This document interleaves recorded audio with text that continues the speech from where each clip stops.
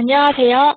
오토데스크 제품 설치 가이드 및 트러블 슈팅에 대한 웨비나를 진행하게 된 오토데스크 공인총판 다우데이터 기술팀 이정아입니다. 오늘 이제 질문이 발생이 되실 수가 있으실 텐데요. 그때는 채팅창에다가 이렇게 기재를 해주시면 되시고요. 채팅창에 기재를 해주실 때는 보내실 곳을 반드시 모두로 설정해 주신 다음에 물어봐 주시면 될 것 같습니다.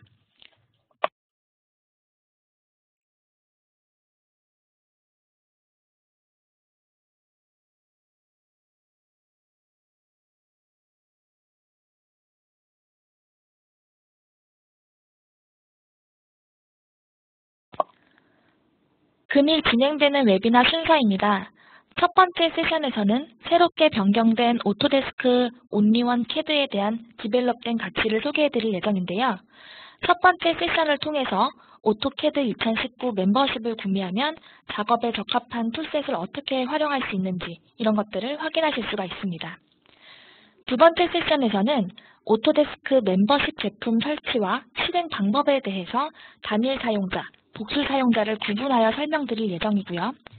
기존 연구 버전과의 차이점에 대해서도 간략하게 설명드릴 예정입니다. 그 다음 세션에서부터는 설치 또는 실행 및 자주 발생하는 몇 가지 트러블 슈팅에 대한 유용한 팁을 설명드릴 예정이고요. 오늘 간단하게 설명드릴 트러블 슈팅만으로도 해결되지 않는 기술 문의에 대해서 오토데스크 또는 저희 다우데이터에서 보유하고 있는 다우 멤버스라고 하는 웹사이트를 통한 기술 지원 요청 방식에 대해서 설명을 드릴 예정입니다. 금일 진행되는 웨비나 내용에 대해서 궁금한 사항이 있으신 경우 채팅창에 남겨주시면 설명을 마친 후 Q&A 시간에 답변을 드릴 예정이고요. 혹시라도 답변을 드리지 못할 경우에는 세미나 이후에 다우 멤버스를 통한 답변을 드리도록 하겠습니다. 아까 말씀드린 대로 저희 쪽 채팅창으로 기술 문의를 주실 때는 반드시 보낼 곳을 모두로 설정해 주신 다음에 문의 주시면 될 것 같습니다. 그럼 지금부터 본격적인 웨비나를 시작하도록 하겠습니다. 첫 번째 세션은 온리원 오토캐드입니다. 오토캐드 2019는 멤버십 고객을 위한 가치 있는 혜택이 가득 담겨 있습니다. 산업 분야별 특화된 설계 도구를 통해 보다 더 전문화된 환경에서 신속하고 편리한 설계 작업이 가능합니다. 또한 거의 모든 디바이스에서 오토캐드 웹 앱과 모바일 앱을 통해 언제 어디서나 DWG 파일에 빠르고 원활하게 접근할 수 있습니다. 예를 들어 모든 사람이 하나씩 소지하고 있는 스마트폰을 이용하여 이동 중에도 캐드 작업을 계속 진행할 수 있게 되었습니다. 마지막으로 오토캐드 2019 버전의 새로운 기능을 이용한 다양한 작업이 가능합니다. 설계자가 꼭 알아야 하는 유용한 기능에 대해서는 뒷부분에 대해서 자세하게 설명을 드리도록 하겠습니다.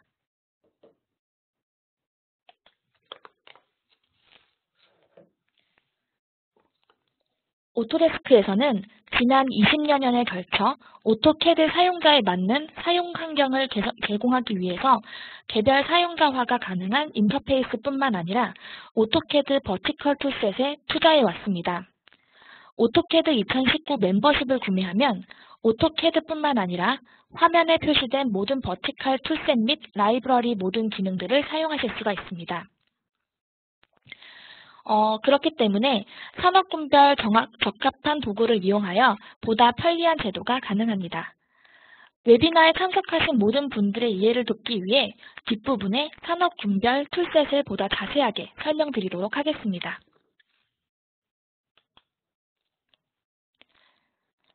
기계 제조 분야에서 사용할 수 있는 툴셋은 메카니컬과 일렉트로니컬 툴셋입니다. 먼저 메카니컬 툴셋에 대한 설명을 드리겠습니다. 기계 설계를 제조 및 문서화하려면 기계 설계를 작성 및 수정할 수 있도록 표준에 기반한 부품 및 도구 라이브러리가 필요할 수 있습니다.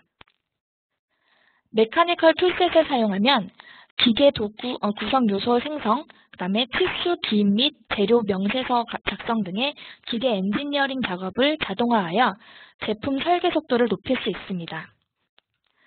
또한 70만 개 이상의 기능형 제조 부품, 기능 및 기호도를 활용하실 수가 있습니다.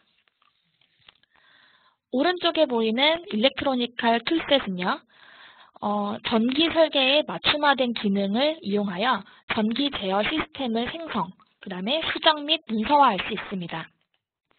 또한 6만 5천 개 이상의 기능형 전기 기호 라이브러리를 제공하고 있어 생산성을 향상하고 패널 배치도, 구조도, 다이어그램 및 기타 전기 도면을 신속하게 설계를 하실 수가 있습니다.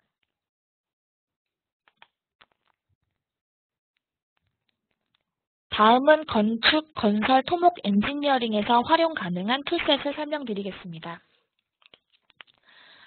먼저 왼쪽의 아키텍처 툴셋을 이용하면 건물 설계 기능으로 도면 작성 및 문서화 속도를 높일 수 있습니다.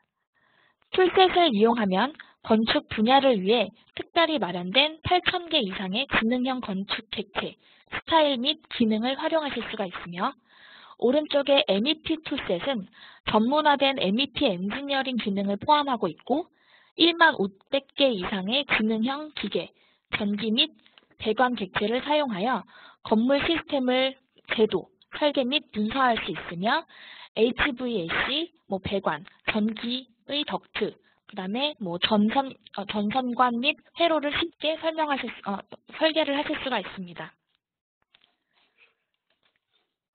건축, 건설, 토목 엔지니어링의 다른 툴들이 또 있는데요. 맵3D 툴셋과 플랜트 3D 툴셋이 별도로 또 있습니다. 맵3D는 지도 및 GIS 데이터를 핸들링할 수 있는 툴셋으로 GIS 및 CAD 데이터의 통합으로 계획, 설계 및 데이터 관리를 지원합니다. 파일, 데이터베이스 및 웹 서비스에 저장된 공간 데이터에서 액세스를 쉽게 할 수 있고 오토캐드 설계 데이터와 집계할 수 있습니다. 또한 표준 데이터 스키마, 자동화된 비즈니스 워크플로우 및 보고서 템플릿으로 GIS 데이터를 쉽게 관리할 수 있는 툴입니다. 플랜트 3D 툴셋은 전문화된 플랜트 설계 및 엔지니어링 기능을 이용해서 P&ID를 효율적으로 생성한 후 3D 플랜트 설계 모델에 통합할 수 있습니다. 플랜트 3D 툴셋으로는 구도도 다이어그램, 공장 배치도 및 기타 도면을 신속하게 작성할 수 있도록 지원합니다.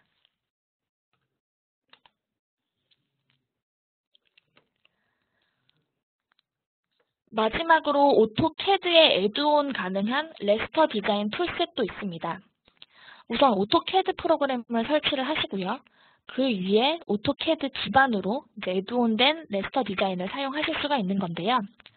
이 레스터 디자인은 벡터 라이징 변환 도구로 스캔한 도면을 편집하고 레스터 이미지를 DWG 객체로 변환할 수 있습니다. 레스터 디자인 툴셋을 사용하여 이미지를 편집, 마무리 및 변환을 할 수 있고요. 선, 호 및 그 다음에 원 형태를 갖고 있는 레스터 도면 요소를 조작하고 선 및 폴리선으로 이루어진 벡터 쉐이프 객체를 작성하는 등의 작업을 신속하게 수행을 하실 수가 있습니다. 그 다음 오른쪽에 있는 건 애드온에 대한 설명은 아니고요. 오토캐드 2019 버전의 유용한 기능을 별도로 또 설명을 드려야 될 것 같아서 추가를 좀 해놨습니다. 첫 번째로 설명드릴 기능은 아시는 분들도 있으시겠지만 PDF 가져오기 명령입니다. 오토캐드 2019를 이용하면 PDF 파일을 이미지 객체로 단순히 어태치시킬 뿐만 아니라 PDF 내의 선, 원, 문자와 같은 객체를 DWG 도면 객체로 컨버팅하여 가져올 수 있습니다. 뿐만 아니라 이미 추출된 PDF 파일이 오토데스크 기본 플로터인 DWG2PDF 플로터를 이용해서 추출한 파일이라면 레이어별 DWG 객체로 변환되어 가져올 수 있습니다. 또한 DWG 파일의 가장 최신 유형 버전은 2018 버전입니다. 때문에 최신 유형으로 저장된 도면은 오토데스크 제품 2017 버전 이하에서는 확인하실 수가 없고요. 상위 버전의 파일 유형으로 저장해야 할 수 없고요. 상위 버전의 파일 유형으로 저장을 해야지 도면 압축률이 커져서 같은 도면이라 할지라도 도면 크기가 다르고 손상률도 현저하게 줄어들게 됩니다. 마지막으로 설명드린 유용한 기능은 도면 뷰 기능인데요. 앞에서 설명드린 웹 앱과 내용이 좀 연관이 좀 됩니다. 저장된 도면 파일을 별도로 저장한 후 따로 웹사이트에서 로그인해서 업로드할 필요 없이 오토캐드 2019 버전에서는 도면 저장 후에 한 개의 버튼만 클릭해서 웹 기반에서 확인 가능한 URL이 생성됩니다. 시간 관계상 오토캐드 2019의 유용한 기능 소개는 여기까지 드려야 될 것 같고요. 이번 웨비나 이후에 진행될 원캐드 2019의 유용한 기능 소개 때 다시 한번 자세한 설명을 드리도록 하겠습니다.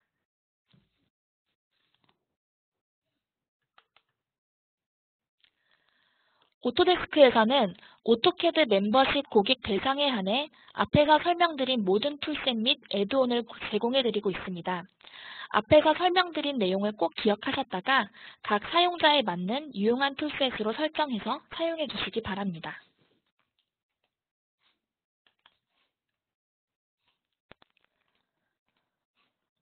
오토캐드는 윈도우즈 환경뿐만 아니라 맥 기반에서도 지원하고 있고요. 거의 모든 디바이스를 통해 DWG 도면에 액세스할 수 있습니다. 오토캐드 웹 앱은 익스플로러나 크롬과 같은 웹 기반에서 화면의 왼쪽 상단에 보신 것처럼 web.autocad.com에 접속해서 이용하실 수가 있습니다. 자주 발생하는 2D 제도 및 주석 명령이 제공되기 때문에 집에서나 고객 현장에서 원활하게 작업을 수행할 수 있습니다. 또한 오토데스크에서는 여러 가지 모바일 앱을 제공하고 있습니다. 그중 제가 이 세션에서 설명드릴 모바일 앱 이름은 오토캐드 모바일 앱입니다. 이 앱을 통해서 주요 2D 제도 도구 위에도 레이어 측정값 또는 사진을 DWG에 직접 추가할 수 있어 워크플로어를 현장으로 확정하는 것이 가능합니다. 모바일 앱은 아이패드 프로 및 윈도우즈 서페이스와 같은 디바이스에 고해상도 디스플레이를 활용할 수 있으며 보다 정밀한 제도, 편집 및 주석 추가를 위해 스타일리스트를 지원합니다.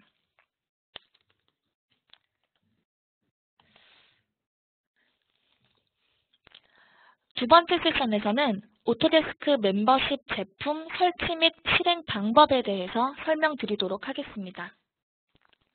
아까 설명드린 대로 단일 사용자와 복수 사용자를 나눠서 설명을 드릴 거고요. 이 설명을 드리면서 기존 연구 라이센스에 대해서도 같이 간단하게 비교를 드리면서 설명드리겠습니다.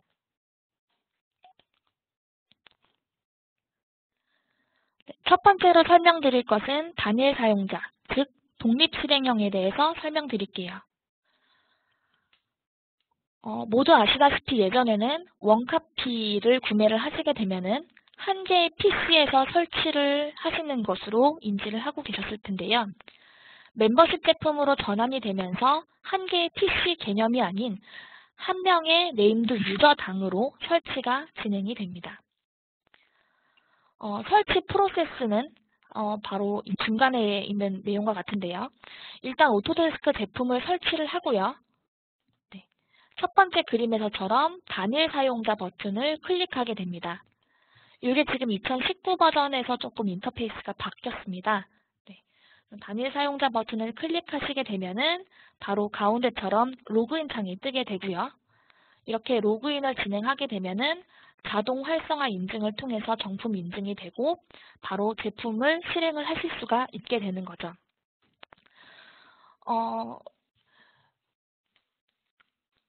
사용자를 권한을 일단 로그인해서 오류가 또 발생이 되실 수가 있는데요.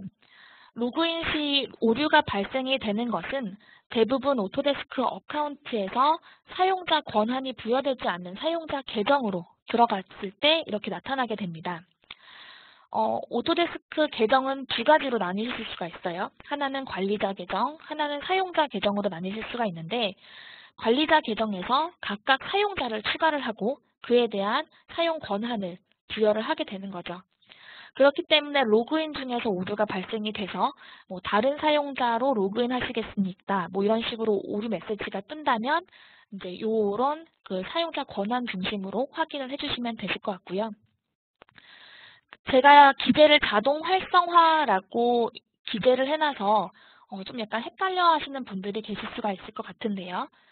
원래 영구 라이센스를 사용하시는 경우에는 자동 활성화 또는 수동으로 오토데스크 케이스에다가 접수를 해서 수동으로 활성화를 받고 그 코드를 입력해서 강제 활성화 인증 받았었습니다. 근데 이제 저희가 로그인 체계로 바뀌게 되면서 이제 활성화는 자동으로 넘어가게 되고요. 혹시라도 이 활성화 단계에서 오류가 발생이 된다면 첫 번째로 보셔야 될 것이 나의 컴퓨터 이름 또는 호스트 네임이 한글이 포함이 되어 있는지를 확인하셔야 됩니다. 오토데스크 활성화 인증은 아스키 코드를 사용하고 있고요. 이 아스키 코드는 한글이 지원이 되지 않아요. 그렇기 때문에 무조건 컴퓨터 이름은 영문 또는 영문 숫자 조합으로 설정이 되어 있으셔야지 넘어가게 됩니다. 예전 독립실행형 같은 경우에는 인터넷이 연결이 되지 않는 상황에서도 독립적으로 실행이 가능했기 때문에 이렇게 이름이 붙여졌는데요. 이름이 단일 사용자로 이름이 바뀌었죠. 즉, 인터넷 연결이 되어 있으셔야지 실행이 됩니다. 그래서 보시면은 뭐 활성화 인증이라던가 이제 기타 다른 오류가 발생이 된다면 제가 여기 포트를 적어놨습니다. 802랑 443 포트가 꼭 이 autodesk.com이라던가 이제 벌사인이라고 되어 있는 저 URL에 대해서 포트가 오픈이 되어 있어야 됩니다. 간혹 이제 뭐 관공서라던가 이제 사용자분들께서 그럼 오토데스크에서 사용하고 있는 뭐 IP를 공유를 해달라고 말씀을 해주시는 경우가 있는데 IP는 고정 IP를 쓰지 않고 유동적으로 변하는 우리가 셀 수 없을 정도의 많은 IP를 사용하고 있기 때문에 이거는 공개 자체가 불가능한 부분이라고 생각을 해주시면 될 것 같습니다.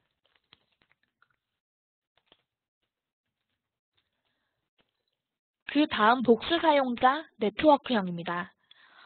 제가 아까 전에 단일 사용자에 대해서 설명을 드릴 때 인터넷이 접속이 되는 환경에서만 가능하고 뭐 몇 가지 80이라던가 443 포트가 열려있는 환경에서만 실행이 가능하다라고 말씀을 드렸는데요.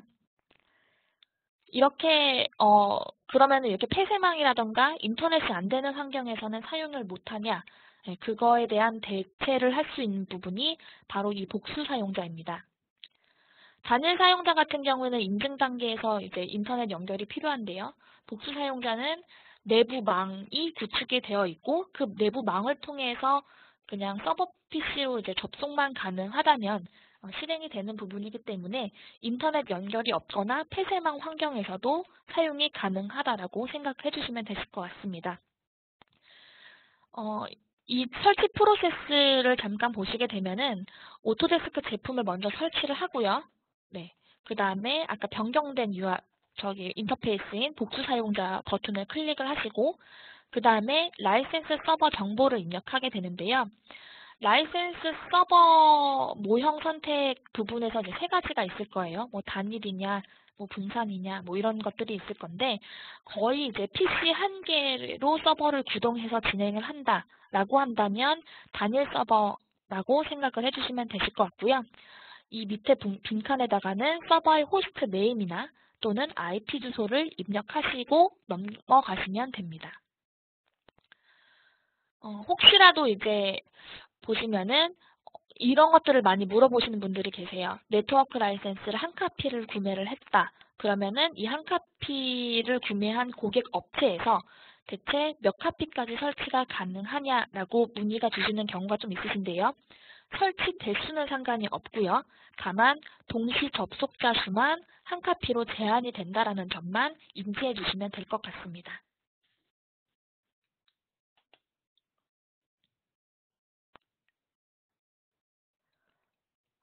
그 다음은 트러블 슈팅에 대해서 설명드리도록 하겠습니다.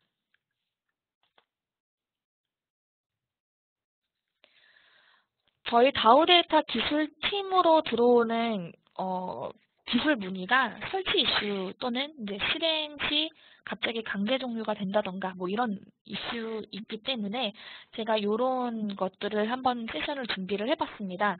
그래서 이번 세션을 통해서 앞으로 설치 오류가 발생이 된다면 자체적으로 해결하실 수 있기를 바라면서 한번 들어봐 주시면 되실 것 같은데요. 일단은 내 PC에서 설치를 하는데 갑자기 오류가 발생이 됐다. 그러면은 이 오류를 해결하려고 시도를 하시기 전에 해야 될 것이 한 가지가 있죠. 바로 정확한 원인을 파악하는 것입니다. 정확한 원인을 파악하시기 위해서는 설치 로그 파일을 확인을 하시는 것이 도움이 되실 텐데요. 이 설치 로그 파일에서 그동안 우리가 설치했던 히스토리라던가 오류 내용을 정확하게 파악하실 수가 있습니다.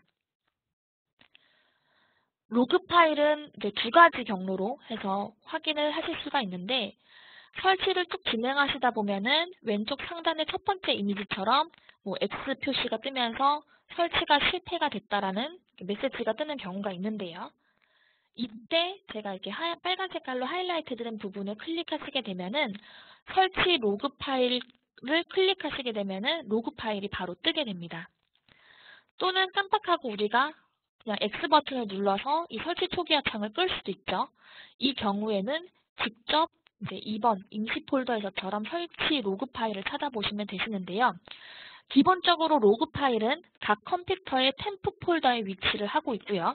이 템프 폴더 경로는 각각 컴퓨터에 세팅된 그 호스트 네임에 따라 다르기 때문에 제가 적어놓은 대로 여기 템프 퍼센트 입력하시고 엔터 버튼을 누르시게 되면은 우리가 막 별도로 클릭해서 찾으실 필요 없이 각 클라이언트 PC의 템프 경로로 바로 직관적으로 들어가게 됩니다.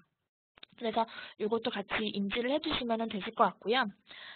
로그 파일 이름으로 이제 검색을 해보시면 되시는데 대개 오토데스크, 오토캐드, 그 다음에 버전 setup.log로 이름이 명명되어 있으니까요. 이것도 같이 확인해 보시면 되실 것 같아요. 그럼 이렇게 힘들게 찾은 로그 파일이 굉장히 복잡한데 그럼 이해를 어떻게 우리가 원인을 파악할 수 있는지를 이제 확인을 해야겠죠. 로그 파일을 가끔씩 열 때 이런 메시지가 뜨실 수가 있어요. 어떤 연결 프로그램을 이용해서 열 것입니까? 라고 메시지가 뜨는 경우가 있는데 화면에서처럼 연결 프로그램은 그냥 메모장으로 단순하게 열어주시면 그냥 쉽게 열리시게 될 거고요. 이 설치 파일의 맨 아래에 있는 내용이 최신 설치 로그 이력입니다. 그렇기 때문에 로그 파일을 열고 나서 스크롤바를 맨 아래로 내려서 이제 failed라고 하는 문구를 중심으로 확인을 해서 내가 어느 부분에서 failed가 났는지를 확인해 주시면 돼요. 제가 실행했던 경우로는 인스톨을 .NET 프레임워크를 설치를 하는데 이 4.7 버전 설치 때 오류가 발생이 됐다라고 뜨는 경우로 확인이 돼서 .NET 프레임워크를 이럴 때는 제거를 하고 다시 내 오토캐드 버전에 맞는 .NET 프레임워크로 수동 설치하신 다음에 진행하시면 됩니다. 주로 발생하는 이제 설치 오류는 거의 두 가지라고 보시면 되세요. .NET 프레임워크라던가 이제 비주얼 10의 손상에 의해서 발생이 되는 경우가 있는데요. .NET 프레임워크 같은 경우에는 손상이라기보다는 나는 이제 4.6 버전이 필요한데 뭐 4.7 버전 이제 윈도우즈 업데이트를 통해서 4.7 버전이 이미 설치가 돼서 뭐 하이 버전이 설치가 안 됐다던가 이런 오류 때문에 나타나시는 경우가 있고요. 비주얼 10은 제어판에서 한번 열어서 보시면 아시겠지만 굉장히 많은 버전들이 설치가 되어 있습니다. 그리고 CAD 프로그램 같은 거 실행을 할 때 뭐 무슨 .dll 파일이 뭐 찾을 수가 없습니다. 라고 나타나는 부분들의 대부분이 요 바로 두 가지이고 특히 비주얼 10이라고 생각해 주시면 되세요. 이 경우에는 상위 버전에서부터 하위 버전으로 모두 다 제거를 해주시고 그냥 설치를 진행하시면 됩니다. .NET 프레임워크 같은 경우에는 이제 버전에 따라서 구분하기가 편하게 되어 있어서 제가 이렇게 버전 정보를 해놨는데요. 비주얼 C++ 같은 경우에는 이거를 바로 확인하기는 좀 어려워요. 뭐 만약에 2017 버전을 기준으로 둔다면 여기에 호환되는 비주얼 C++은 뭐 2008, 2012, 뭐 2015 이런 여러 가지 버전을 사용하고 있기 때문에 이런 것들이 혼란스러울 수가 있고요. 이럴 경우에는 그냥 모든 비주얼 C++를 제거를 하셨다가 그냥 CAD 프로그램 설치하시게 되면은 CAD 프로그램 설치 앞단에서 단넷 프레임워크와 비주얼 C++를 자동으로 설치를 해주기 때문에 그렇게 해서 처리를 해주셔도 상관이 없으시고요. 약간 컴퓨터를 조금 잘 아시는 분들은 우리가 갖고 있는 설치 원본 파일의 경로 서드파티라고 하는 그 경로에 들어가시게 되면은 이제 비주얼 C++의 설치 원본 파일과 버전을 확인하실 수가 있습니다. 그래서 각각 수동으로 설치를 하고 진행해 주셔도 무관합니다. 이렇게 두 가지가 거의 제가 판단하기에 80% 이상이 이 두 가지 오류 때문에 좀 발생하는 것 같으니까요. 이것들을 한번 확인해 주시고 진행해 주시면 문제가 없으실 것 같고요. 이제 로그 파일로도 설치 원인을 파악하기 어려운 경우가 있습니다. 그러니까 이때는 거의 이제 세 가지로 또 나뉠 수가 있는데요. 오토데스크 어카운트에서 지금 설치를 클릭해서 설치하는 경우 잦은 오류가 발생하는 것을 파악할 수 있어요. 최근에도 제가 경험해본 바로는 지금 설치 버튼을 클릭했는데 뭐 하루를 냅뒀는데도 초기화해서 넘어가지 않는다던가 뭐 이런 오류들을 좀 발생하는 경우가 좀 있는데요. 이거는 두 가지 이유세요. 첫 번째는 인터넷 연결이 느려져서 이제 발생하는 경우가 있고, 두 번째는 이제 템프 폴더라고 하는 이제 것이 이제 PC마다 경로가 다 다르다고 했잖아요. 그래서 이런 경로들이 꼬였을 경우에 발생이 됩니다. 어카운트에서 지금 설치 버튼을 통해서 설치하시게 되면은 굉장히 간단하고 심플하고 빠르게 설치는 하실 수가 있지만요. 얘를 뜯어서 원리를 살펴보게 되면은 얘가 저장해야 할 파일들을 이제 템프, 임시 폴더로 이제 저장을 하게 되고 그 임시 폴더 경로로 해서 설치가 진행이 되는 거거든요. 근데 아까 말씀드린 대로 윈도우즈 계정을 포맷하지 않고 뭐 여러 번 설치를 해서 그냥 뭐 사용을 했다던가 그러게 되면은 템프 폴더 경로를 얘가 인지를 못해서 확인할 수가 없어요. 네, 그래서 계속 초기화가 뜨는 경우가 좀 이런 상황에 속한다고 보시면 됩니다. 그럴 경우에 해결 방법이 없는 것은 아니냐? 그렇지 않습니다. 지금 설치 버튼의 오른쪽 버튼 보시면 얘를 브라우저로 다운로드를 받으실 수 있게 드롭다운 메뉴가 생성이 됩니다. 그래서 브라우저 다운로드를 하시게 되면은 그냥 딱 그 설치 원본 파일로 설치를 하실 수가 있기 때문에 이러한 오류 현상이 없어지는 것을 확인하실 수가 있을 것 같고요. 제어판에서 단순 제거 설치를 했는데 같은 오류가 계속 반복이 된다. 분명히 나는 재설치를 했는데 다시 실행했더니 똑같은 오류가 발생이 되는 경우가 있죠. 또 제거를 했고 다시 설치를 진행하려고 했는데 이미 설치된 제품이라고 뜨면서 설치가 안 되는 경우를 겪어보실 수도 있을 것 같은데요. 사실 이 두 가지 내용은 처리 방법이 거의 비슷하다고 보시면 돼요. 그냥 심플하게 관련 파일과 레지스트리를 모두 다 제거를 해주셔야지 그 오토데스크 쉐어드라고 하는 오토데스크 제품이 함께 쓰는 이런 폴더에서 나타나는 오류가 처리가 되기 때문에 같은 오류가 발생이 되지 않고요. 그 다음에 뭐 강제 제거 프로그램으로 이용을 해서 제거를 하고 설치를 하시면 무사히 설치가 되실 건데요. 제가 저희 다우데이터에서 권장하는 툴로는 마이크로소프트 픽스잇이라고 하는 강제 제거 툴이 있습니다.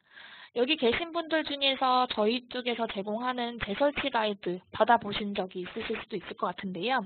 그 가이드에는 여기 모든 제거법들이 많기 때문에 이것들을 참고를 해주시면 됩니다. 저희가 제공하는 제거법을 보시게 되면 왜 이렇게 제거가 심플하지 않고 복잡하지? 그래서 그냥 대충 제어판으로 제거를 하는 경우가 있으실 텐데요. 바로 제가 말씀드린 이런 두 가지 오류 현상을 좀 미리 사전에 방지를 하고 깨끗한 환경에서 설치할 수 있도록 권장을 해드리기 때문에 저희가 설치 그 매뉴얼이 조금 많고 복잡한 것을 확인하실 수가 있을 거예요. 네. 그 다음 이제 네트워크 제품에서 자주 발생하는 실행 오류인데요. 네트워크 버전에서는 이제 독립 실행형과 좀 다르게 독립 실행형은 막 설치를 하시게 되면은 이 로그인해서 오류가 뜰 수 있고 활성화 코드를 봤는데 저 오류가 뜰 수 있고 또 실행했더니 또 똑같은 오류가 뜰 수 있고 이런 여러 가지 것들이 많은 경우에 수가 발생이 될 텐데요. 네트워크 제품은 실행 오류가 아니라면 이런 식으로 FADX Net License Finder라고 하는 오류가 발생이 되는 것을 많이 확인할 수 있습니다. 이럴 경우에는 코드를 통해서 내가 어떤 코드가 떴으며 이 코드를 통해서 어떤 이유 때문에 실행이 안 되는지를 일단 첫 번째로 확인하실 수가 있는데 제 경험상 이 코드를 통해서 확인할 수 있는 오류, 정확한 오류는 -4번, 수량 초과 때문에 발생하는 오류 정도만 봐주시면 되실 것 같고요. 나머지 네트워크 라이센스에서 오류가 발생하는 것들은 원인을 파악하려면은 이제 오류 증상으로 구분을 하시는 것이 좀 더 편하실 것이라고 권장을 드리고 싶습니다. 만약에 한 명의 사용자만 라이센스 오류가 발생이 됐다라고 한다면 서버를 굳이 보실 필요는 없으세요. 다른 분들은 사용을 하고 있으시다는 거니까 서버 단에 있는 LMTools 정상적으로 구동이 됐다라는 의미죠. 그렇기 때문에 클라이언트 PC에서 설정을 하시는 방법으로 진행을 해주셔야 되고요. 클라이언트 PC에서 환경 설정을 했음에도 불구하고 계속 오류가 발생이 된다라고 하시는 분들은 클라이언트 PC에서 서버와의 27000 포트를 통한 그 핑 테스트가 가능한지를 한번 보시면 되실 것 같습니다. 근데 만약에 한 명의 사용자가 오류가 뜨는 게 아니고 특정 제품에 대해서 모든 사용자가 오류가 계속 발생이 된다라고 한다면 각각의 사용자가 클라이언트 단에서 설정하시는 것보다는 제일 먼저 서버 PC에서의 설정을 먼저 확인하시는 것이 도움이 되시겠죠. 가장 먼저 해보셔야 되는 것이 LMTools 세팅 확인을 하시는 겁니다. 서버 스테이트 스텝 들어가셔가지고 얘가 원활하게 진행이 되고 있는지를 먼저 히스토리를 파악을 해주시고 그럼에도 불구하고 계속 특정 사용자에 대해서 안 된다라고 한다면 서버에서 혹시 포트들이 열려 있는지를 확인해 주시면 됩니다. 네트워크 라이센스는 2080 포트와 27000에서 27009 TCP 포트를 사용하고 있고요. 2080 포트는 LMGRD가 활동하기 위한 포트라고 생각해 주시면 되시고 각각 사용자에게 라이센스를 뿌려주는 역할이 27000에서 27009 포트니까 그거 같이 참고해 주시면 될 것 같습니다.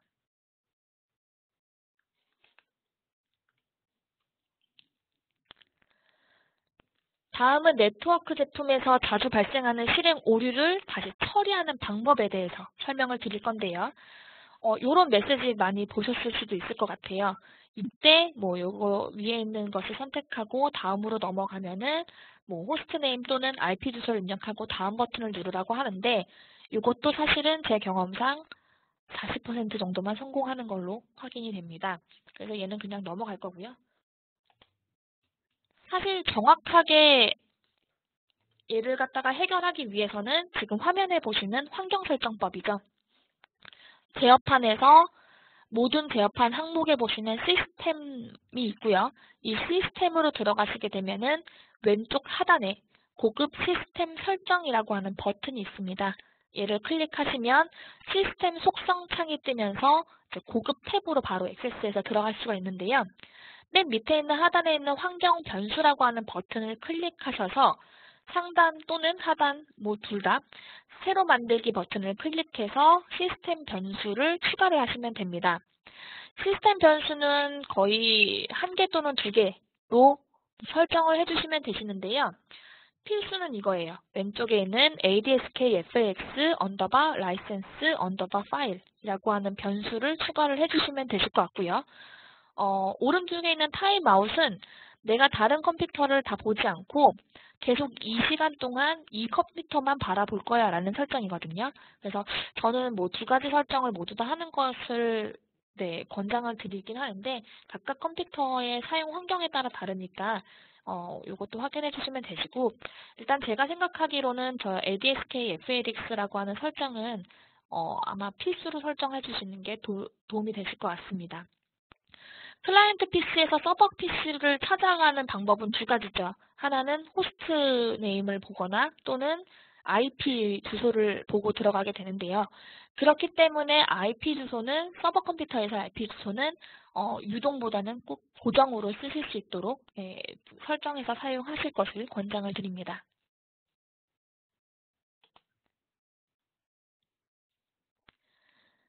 네 번째 세션에서는 기술 지원 요청하는 방법에 대해서 설명드리겠습니다. 많은 분들이 기능 또는 뭐 제품에 대한 트러블이 생겼을 때 이거를 어디다가 기술 지원 요청을 해야 되는지 모르시는 경우가 좀 있으신데요. 각각의 파트너와 이제 협업하시는 분들이 계신다면 이제 그쪽에다가 기술 문의를 주셔도 되지만 오토데스크 또는 저희 다우 멤버스를 통해서 기술 지원 요청을 해주셔도 됩니다.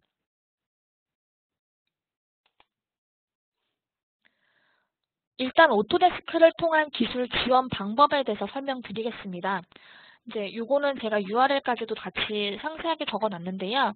요 PPT는 저희가 웨비나 마치고 나서 다 공유를 해드릴 테니까 그거 확인해 주시면 되시고, 네, 일단은 오토데스크 어카운트에다가서 이제 케이스를 생성하는 방법에 대해서 설명을 드리도록 하겠습니다. 오토데스크 어카운트에 로그인 하시고 관리 탭에 들어가시게 되면은 오른쪽 상단 내 이름 왼쪽에 지원이라고 하는 버튼이 있습니다. 이 버튼을 클릭하시게 되면은 이미지처럼 드롭다운 메뉴가 뜨게 될 거고요.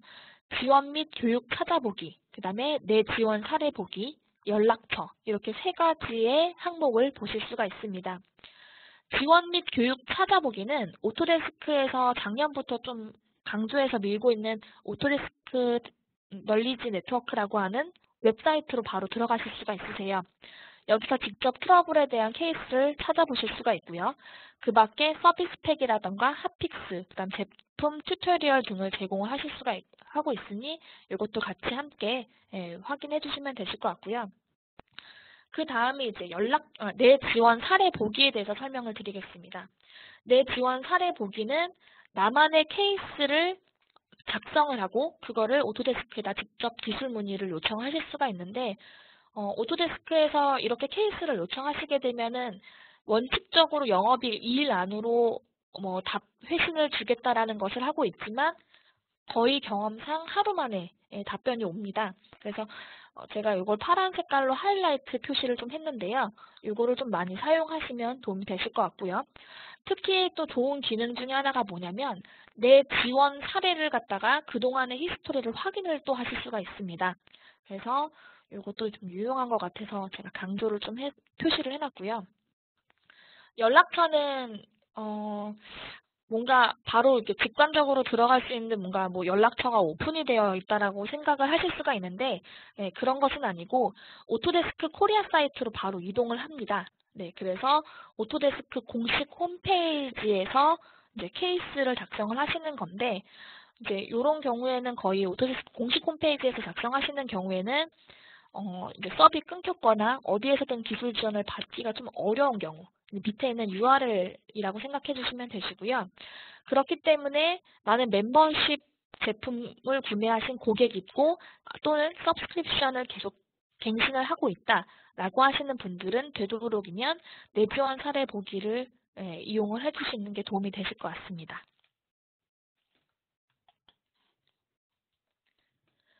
다음은 다우 멤버스를 통한 다우 데이터를 이용한 이제 기술 지원입니다. 저희 다우 데이터에서는 members.dowdata.co.kr이라고 하는 이제 웹사이트를 개설을 해서 진행을 하고 있는데요. 오토데스크 제품뿐만 아니라 여러 가지 제품들도 같이 다루고 있기 때문에 이것도 같이 봐주시면 되시고 일단 왼쪽에 상단 바에 있는 왼쪽 바에 있는 그 오토데스크 버튼을 클릭을 하시면 상단에 이제 기술 지원이라고 나옵니다. 그래서 기술 지원 버튼 클릭하시고 한 번 더 Q&A 버튼을 클릭하시고 글쓰기를 누르시면은 기술 지원 요청 페이지로 진행하게 되고요. 다우 멤버스에다가 기술 지원을 요청해 주시기 위해서는 반드시 정확한 회원 가입과 로그인이 필요하니까 이것도 알아주시면 되실 것 같습니다. 글쓰기 버튼을 클릭하시게 되면은 이제 화면과 같은 창들이 뜨게 될 건데요. 네, 일련 번호를 정확하게 기재를 해주셔야지 저희가 정확한 기술 지원을 또 해드리게 됩니다. 왜냐하면 저희 다우 데이터에서는 오토데스크 멤버십 제품 구매 고객 또는 케어 플랜 가입 고객에 한해서만 기술 지원을 해드리고 있기 때문에 불편하시더라도 정확한 제품 일련 번호 확인하셔서 꼭 기재를 해주시기 바라고요.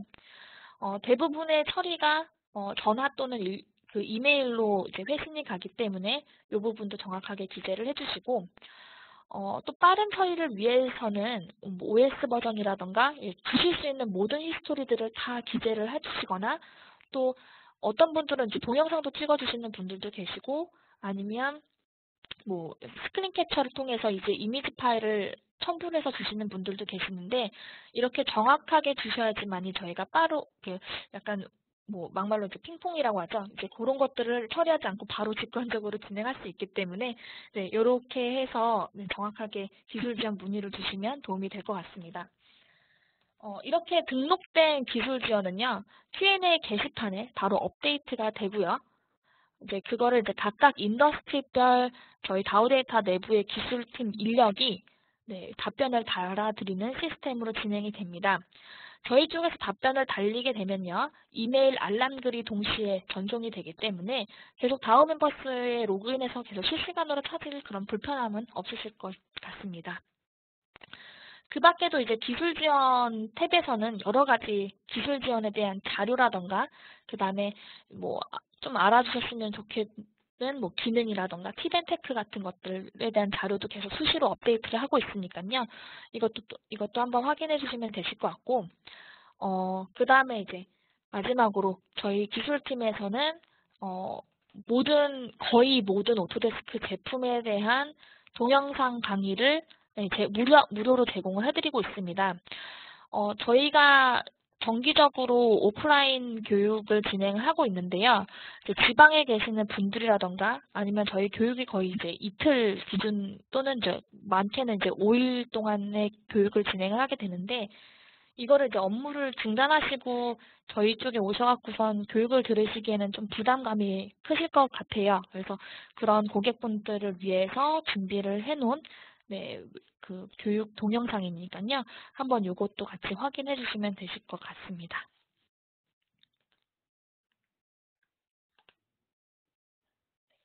네, 그래서 지금까지 웨비나를 마치도록 할 건데요. 일단 제가 질문지를 한번 모아보고 답변을 드리도록 하겠습니다. 잠깐만 기다려주세요.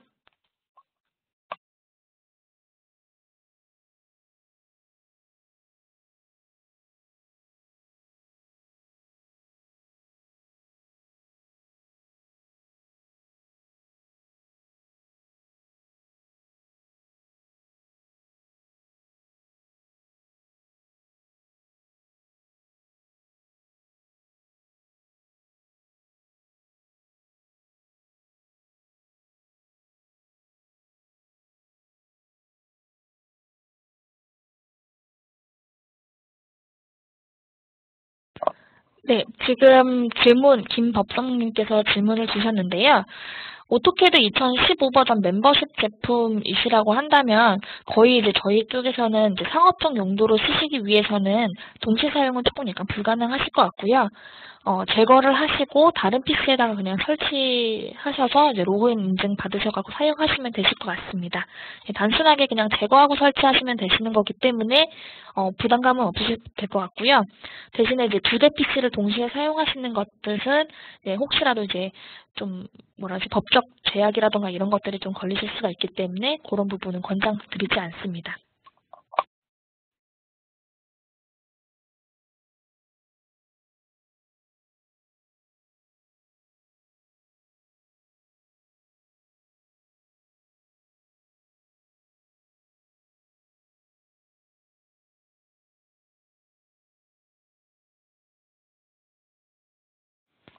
네, 박정훈님께서 고객사 중에 프로젝트로 인해서 타사 일부 캐드를 이제 뭐 다른 업체에다가 이제 이용하신다라는 얘기이신 것 같은데요.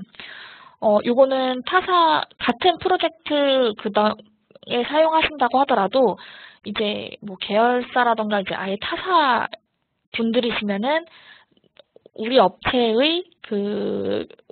업체가 보유하고 있는 캐드 프로그램을 사용하시면 안 됩니다. 그거는 법적으로 좀 문제가 발생이 되실 수가 있기 때문에 각각 타업체 설계 인원들도 그 업체에서 보유하고 있는 CAD 프로그램을 갖고 오셔서 사용을 해주셔야 돼요. 예를 들어서 합사 사무실이나 마찬가지라고 생각해 주시면 되실 것 같은데요. 각 합사 사무실에서도 이제 여러 가지 업체들이 이제 거기 PC를 들고 들어가시게 되잖아요. 그럴 경우에 각각 PC에 설치되어 있는 CAD 프로그램에 적용되어 있는 일련 번호는 각 업체별 보유하고 있는 제품이셔야 합니다.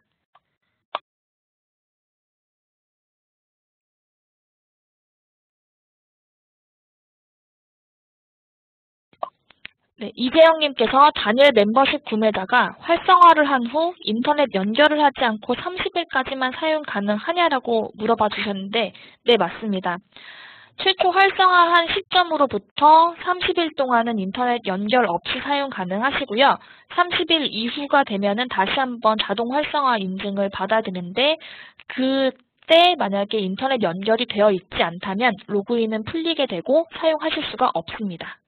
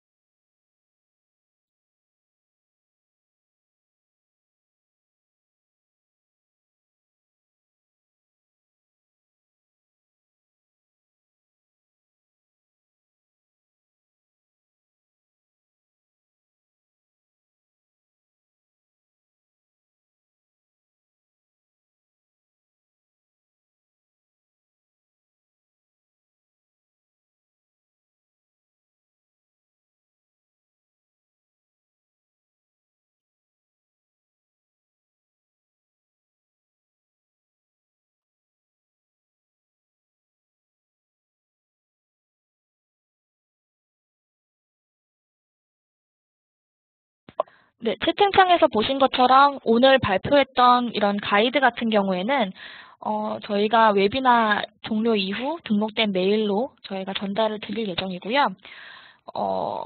나중에 조금 시간이 지나서 저희가 이제 배포용으로 작성을 다시 해서 다오 멤버스에도 올릴 예정입니다. 그래서 그거 다오 멤버스도 같이 확인해 주시면 되실 것 같습니다.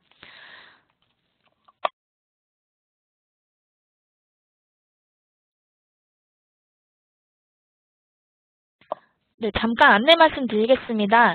지금 저희 다오 데이터 계정으로 온라인 설문 참여 링크가 지금 뜬 걸 확인하실 수가 있는데요. 바쁘시더라도 잠깐 시간 내주셔서 링크 통해서 한번 설문지 작성해 주시면은 저희 많은 도움이 될 것 같습니다.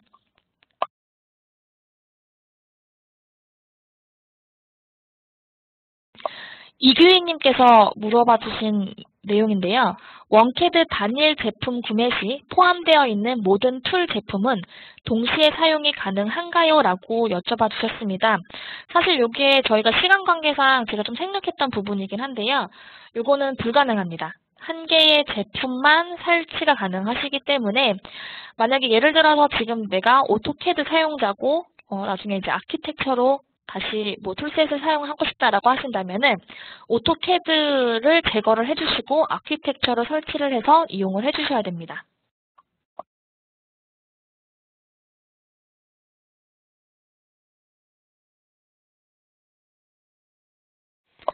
박정훈님께서 2019 버전도 라이센스 대여 시 동일하게 6개월이 최대치인 이유, 대여 시 오프라인에서 독립 라이센스로 동작합니까? 라고 물어봐 주셨는데요. 네, 네트워크 라이센스에는 대여 기능이 있는 것을 여쭤봐 주신 것 같습니다. 6개월이라고 하는 것보다는 정확하게 180일이고요. 이 180일까지 적용이 됩니다. 그 이상으로 진행을 하시게 될 경우에는 오류가 발생이 되실 수가 있기 때문에 권장해드리지 않고 아마 2019 버전 더욱더 강력하게 안 된다라고 아마 뜨실 겁니다. 만약에 라이센스를 대여를 하게 된다면 인터넷 연결 없는 환경에서 독립 실행형으로 동작하기 때문에 이전에 연구 라이센스인 독립 실행형처럼 쓸 수 있다라고 생각해 주시면 됩니다. 그래서 아마 라이센스 대여 기능을 사용하시는 분들은 거의 두 가지 분들이신데, 인터넷 연결이 안 되는 합사 사무실에 들어가셔서 작업을 하셔야 되거나, 아니면 인터넷 연결이 좀 어려운 해외 출장을 진행하실 때 사용하는 것으로 알고 있습니다.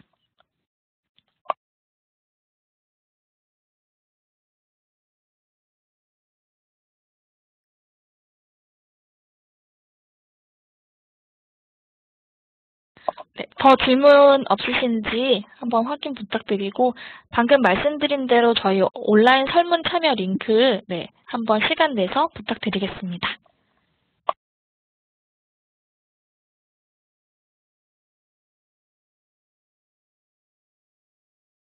네, 질문이 없으신 것 같아서 오늘 웨비나는 이것으로 마무리를 짓도록 하고요. 추가 문의사항 있으시면 저희 다음 멤버스는 언제나 열려 있으니까 그쪽으로 기술 문의 주시면 될 것 같습니다. 마지막으로 온라인 설문 참여 링크 한번 확인 부탁드리고요. 오늘 모두 참여해 주셔서 감사합니다.